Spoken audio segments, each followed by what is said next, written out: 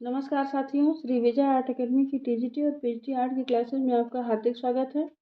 ये हमारा WhatsApp number है। आप हमारे व्हाट्सएप नंबर से व्हाट्सएप ग्रुप से जुड़ सकते हैं, जहाँ पर संडे को टेस्ट होता है और मंडे को उसी प्रश्नों का डिस्कशन होता है।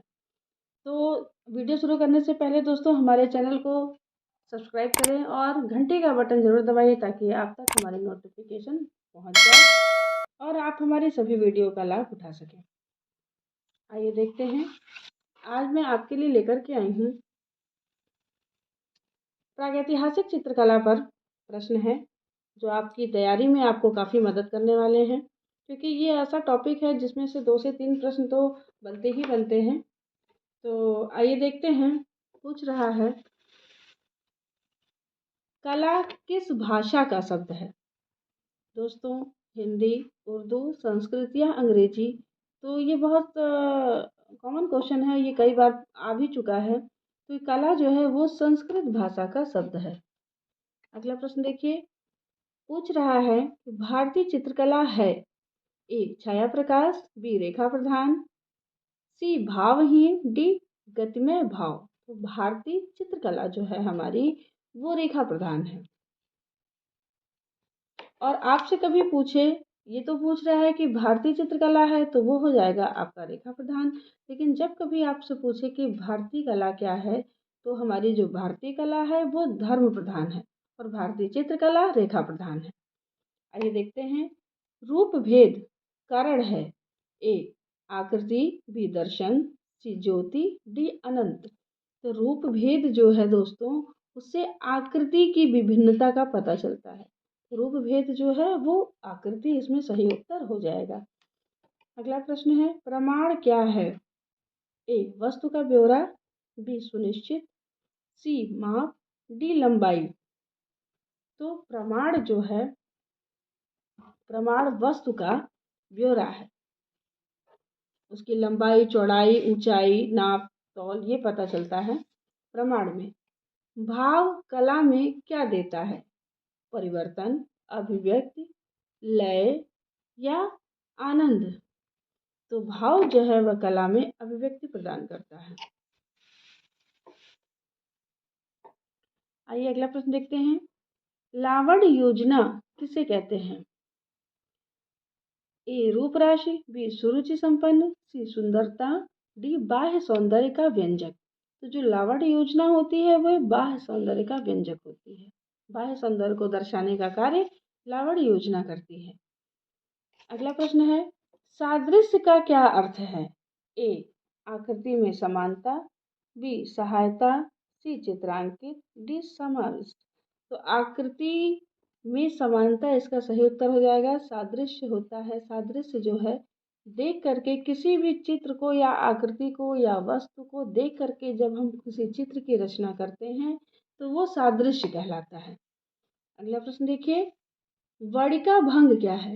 ए संयोजन, बी साधना, सी नाना वर्णों की सम्मिलित भंगिमा, डी षडंग। वर्णिका भंग जो है वो नाना वर्णों की सम्मिलित भंगिमा होती है। अगला प्रश्न देखिए। भारतीय चित्रकला की एक विशेषता क्या है? ए देवी स्वरूप की कल्पना, बी अंतःकरण की प्रेरणा, सी सत्यम शिवम सुंदरम, डी उत्कर्ष एवं उन्नयन। तो भारतीय चित्रकला जो है वो अंतःकरण की प्रेरणा है। अगला प्रश्न देखिए। भारतीय कला में सर्वाधिक महत्व की बात क्या है? ए मनुष्य का उल्लासमय जीवन में हर्ष व आनंद के भाव फूटना, बी समय पर रीत जो सज्जनों को स्वीकार हो, सी लोक मान्यताओं को ग्रहण करना, डी चिरंतन सत्य को भारतीय कला प्रतीक के सहारे व्यक्त करना। तो इसमें जो सबसे सही उत्तर हो जाएगा वो होगा मनुष्य के उल्लासमय जीवन में हर्ष व आनंद के भाव फूटना।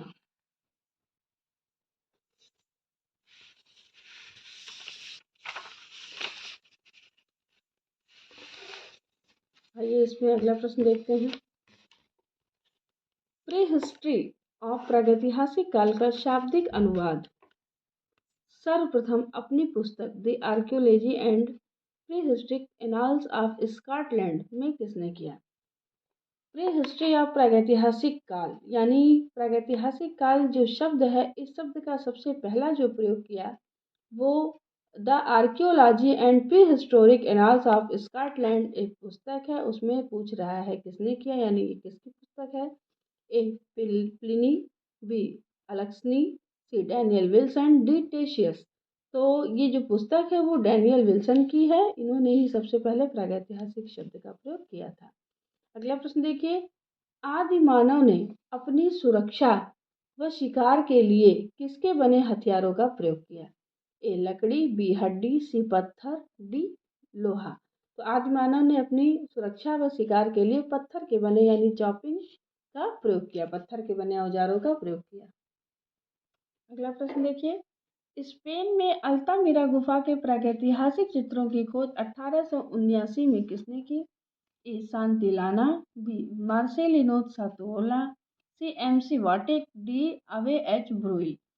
तो स्पेन में अल्तामिरा गुफा के प्रागैतिहासिक चित्रों की खोज एक छोटी सी लड़की थी मार्सिनो सातोला, उसी ने किया था। अगला प्रश्न देखिए, ताम्र पाषाण काल में मानव किसकी पूजा करते थे। ए शिव, बी वृषभ, सी सूर्य, डी मातृ देवी। तो ताम्र पाषाण काल में मानव मातृ देवी की पूजा करते थे। आइए अगला प्रश्न देखते हैं, सबसे प्राचीन आदि मानव कहाँ निवास करता था। ए मद्रास के पल्लावरम में, बी बॉम्बे, सी बेंगलोर, डी हैदराबाद। तो जो सबसे प्राचीन आदि मानव था वो मद्रास के पल्लावरम में निवास करता था। अगला प्रश्न देखिए, किसने 1865 में हैदराबाद में गोदावरी के किनारे पैथान नामक स्थान से फासिल प्राप्त किया। ए एच बी वाई ने, बी एच एफ ब्लेनफोर्ड ने, सी रिवियर ने, डी कैप्टन बीचिंग ने। तो ये जो फासिल प्राप्त किया था वो एच वी वाई ने प्राप्त किया था। अगला प्रश्न देखिए, 1873 में हैकेट महोदय ने नर्मदा नदी के किनारे मोत्रा नामक स्थान से क्या प्राप्त किया। ए प्रस्तर, बी स्प्रेयर, सी फासिल, डी हस्त कुठार। तो प्राप्त किया था हस्त कुठार। अगला प्रश्न देखिए, भारतीय शिला चित्रों की खोज का प्रथम श्रेय किस विदेशी विद्वान को जाता है। ए आर्चिवाल, बी अबेल ब्रोइल, सी बेलेनटर नवाल, डी कलाइल। तो भारतीय शिला चित्रों की खोज का प्रथम श्रेय जाता है आर्चिवाल को। अगला प्रश्न देखिए, दक्षिण भारत के वेल्लारी के प्रागैतिहासिक शैल चित्रों का परिचय किसने दिया। A Anderson, B Ajit Ghosh, C F Fawcett, D Amarnath Dutt. तो दक्षिण भारत के वेल्लारी के प्रागैतिहासिक शैल चित्रों का परिचय एफ फासेट ने दिया था। अगला प्रश्न देखिए, इंपीरियल गजेटियर 1909 के कलाई द्वारा खोजे गए कैमूर क्षेत्र के शैल चित्रों को नवपाषाण काल का कब बताया गया। ए 5000, बी 4000, सी 2000, डी 3000। तो इसका समय हो जाएगा 3000।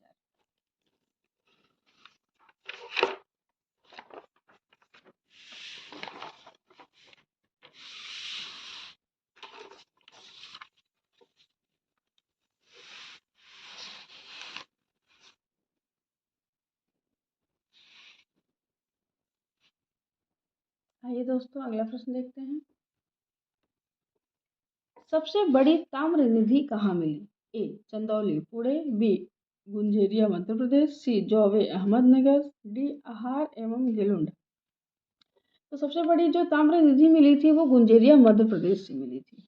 अगला प्रश्न देखिए, लेह क्षेत्र लद्दाख में प्रागैतिहासिक चित्रों का केंद्र कौन सा है।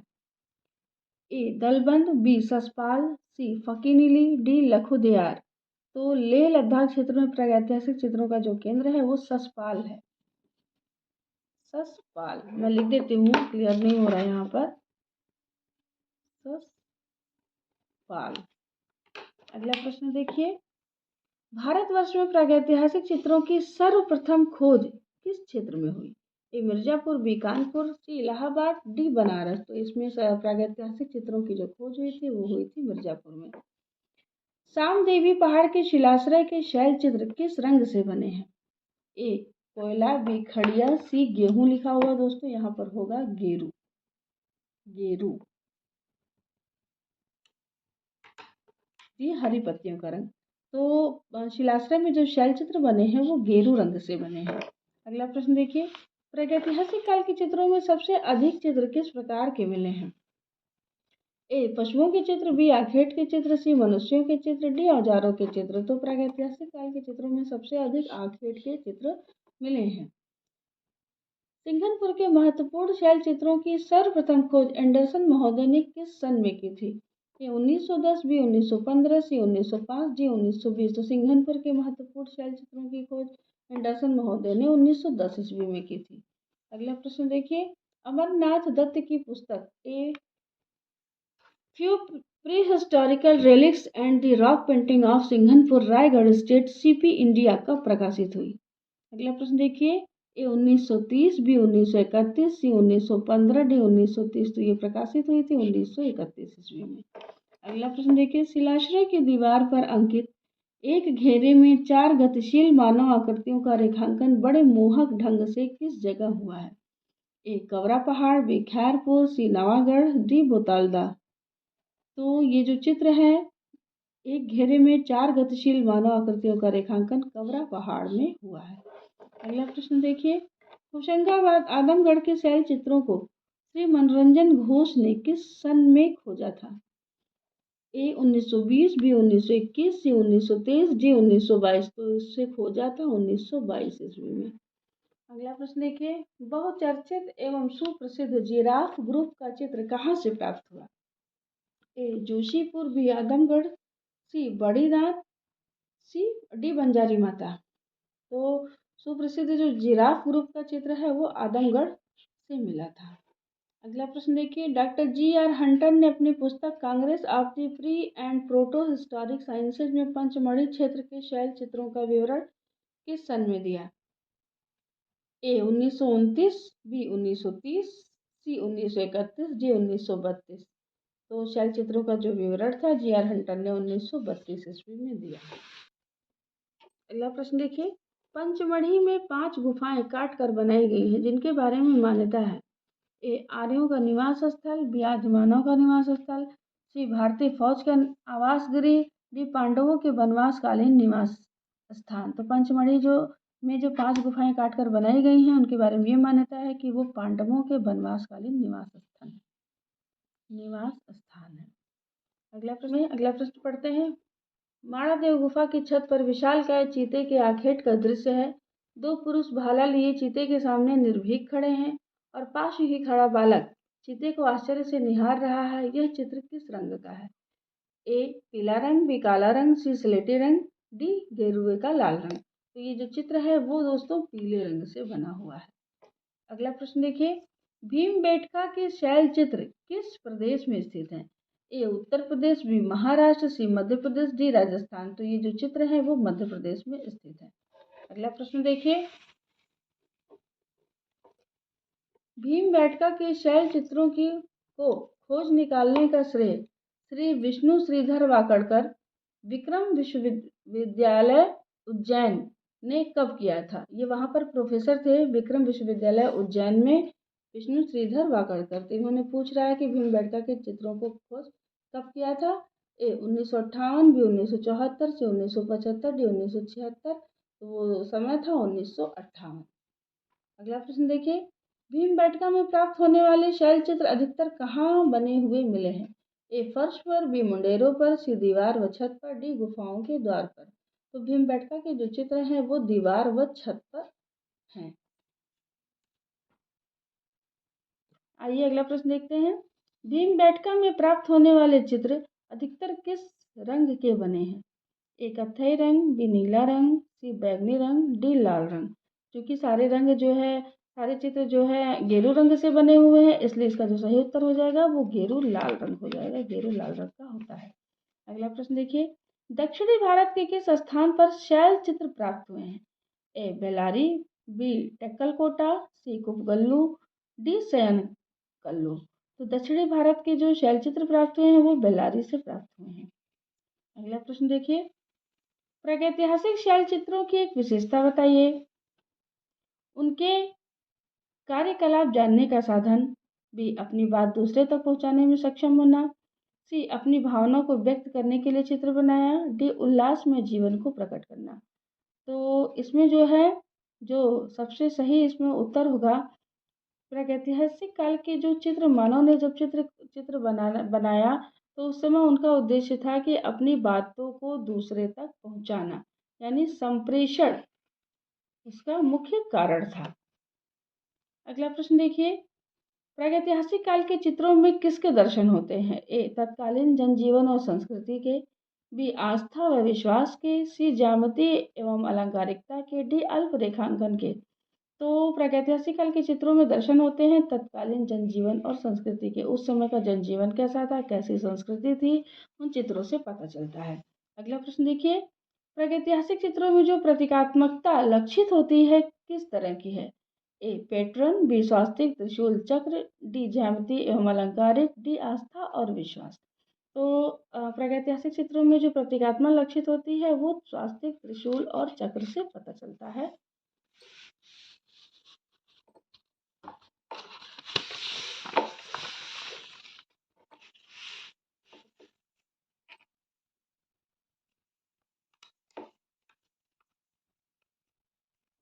अगला प्रश्न देखिए,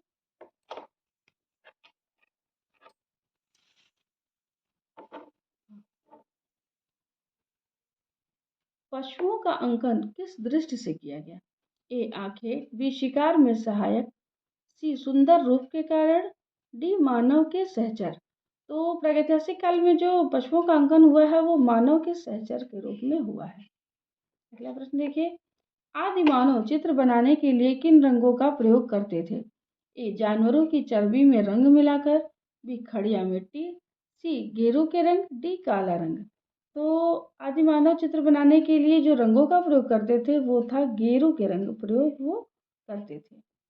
अगला प्रश्न देखिए, आदि मानव ने अल्प रेखाओं में किसकी अभिव्यक्ति की है? ए मनोभावों को की सशक्त, बी गति का बोध, सी आकृतियों की मुद्राएं, डी मनोरम व हृदयग्राही। आदि मानव ने अल्प रेखाओं में जो अभिव्यक्ति की है वो मनोभावों की सशक्त अभिव्यक्ति की है।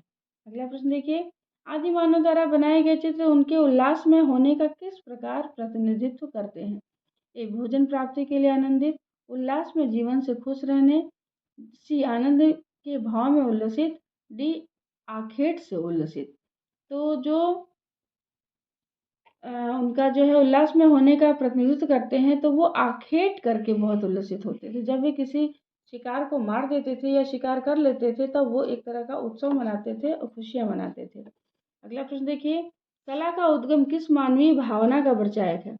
ए सौंदर्य, बी रचना, सी आनंद, डी अवकाश। तो कला का उद्गम जो है वो कला का उद्गम आनंद होना चाहिए। यहाँ पर सही उत्तर आनंद है। हृदय के आनंद को जो है अभिव्यक्त करता है। कला के द्वारा मनुष्य अपने मन के जो भाव हैं, जो आनंद है उसको अभिव्यक्ति प्रदान करता है। अगला प्रश्न देखिए, कला शब्द का प्रयोग किया जाता है। ए दृश्य कला हेतु, बी श्रव्य कला हेतु, सी ललित कला हेतु, डी रचना कला हेतु। तो कला शब्द का जो प्रयोग किया जाता है वो ललित कला हेतु किया जाता है। अगला प्रश्न देखिए, कला के मूलतः प्रकार माने जाते हैं।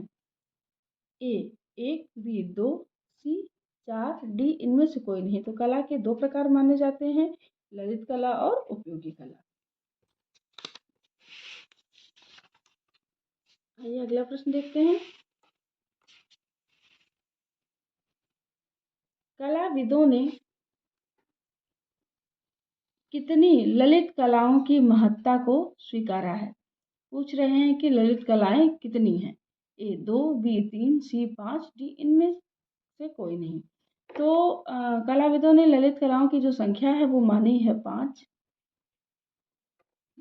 काव्य कला, संगीत कला, चित्रकला, मूर्ति कला और स्थापत्य कला, ये 5 ललित कलाओं में आता है।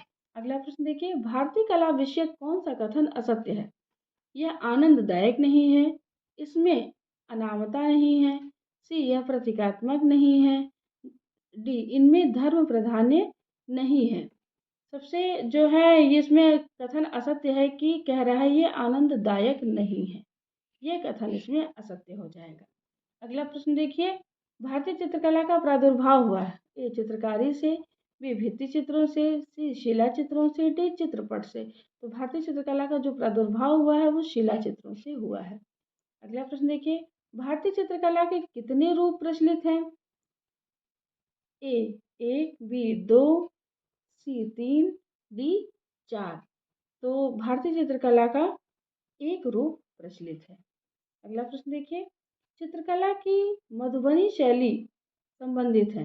ये उत्तर प्रदेश से, बी राजस्थान से, सी बिहार से, डी झारखंड से। चित्रकला की जो मधुबनी शैली है वो बिहार से संबंधित है। अगला प्रश्न देखिए, भारतीय चित्रकला का आधुनिकतम रूप है। ए फ्री हैंड चित्र, बी मॉडर्न कला चित्र, सी कटिंग पेस्टिंग चित्र, डी कंप्यूटर चित्र। तो भारतीय कला का जो आधुनिकतम रूप है वो है कंप्यूटर चित्र। अगला प्रश्न देखिए, भारतीय चित्रकला की आधुनिक भारतीय शैली का जनक कहा जाता है। ए नंदलाल बोस को, बी अवनींद्रनाथ ठाकुर को, सी असित मोहन हलदार को, डी मनीषी डे को। तो आधुनिक भारतीय शैली का जनक कहा जाता है अवनींद्रनाथ ठाकुर को। हमारे चैनल को सब्सक्राइब करिए दोस्तों, घंटी का बटन जरूर दबाएं, वीडियो को लाइक करिए, अपने दोस्तों में शेयर करिए। नमस्कार।